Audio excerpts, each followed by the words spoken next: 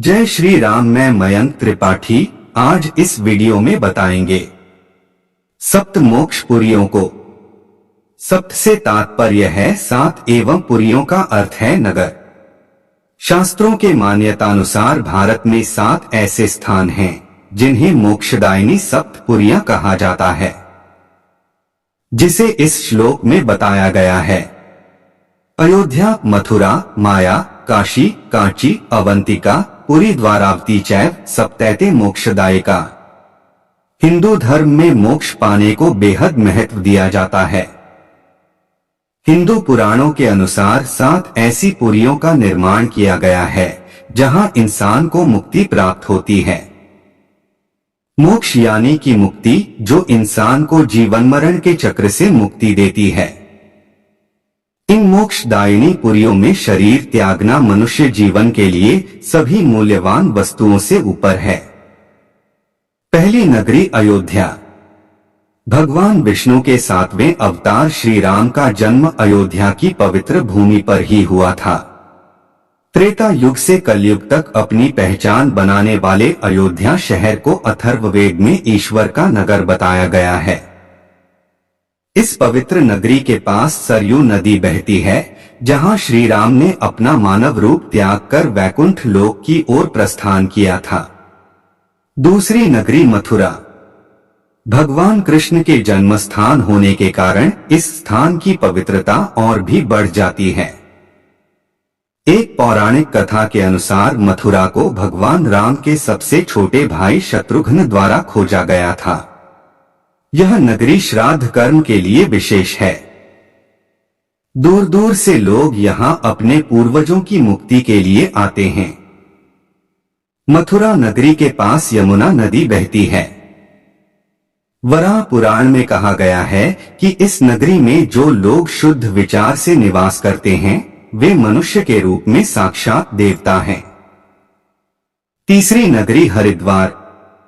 हरिद्वार 2 शब्दों से मिलकर बना है, हरि और द्वार। यहाँ हरि से तात्पर्य है भगवान विष्णु। मां गंगा के किनारे बसा यह शहर दुनिया के सबसे पवित्र शहरों में से एक माना जाता है। इसे पौराणिक व्याख्या में मायापुरी के नाम से भी पुकारा गया है।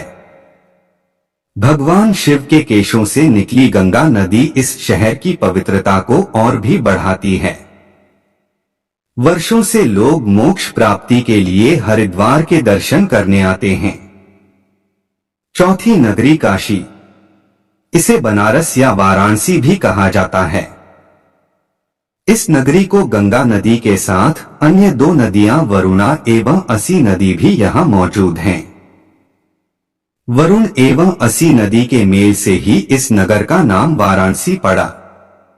हिंदू धर्म के 4 वेदों में से एक वेद ऋग्वेद में काशी का वर्णन किया गया है, जिसके अनुसार काशी को शिव की नगरी कहा जाता है। यह नगरी भगवान शिव के सबसे प्रिय स्थानों में से एक मानी जाती है। पांचवी नगरी कांची यानी कांचीपुरम। कांचीपुरम तीर्थपुरी दक्षिण की काशी मानी जाती है। कांचीपुरम या पौराणिक कथाओं के अनुसार कांची को सृष्टि के रचनाकार भगवान ब्रह्मा द्वारा निर्मित जाना जाता है। एक पौराणिक कथा के अनुसार इस स्थान पर भगवान ब्रह्मा ने देवी के दर्शन के लिए तप किया था।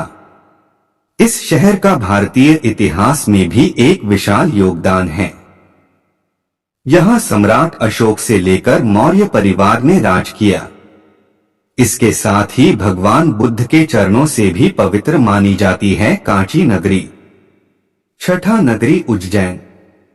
उज्जैन का प्राचीनतम नाम अवंतिका है, जिसे अवंती नामक राजा के नाम पर रखा गया था।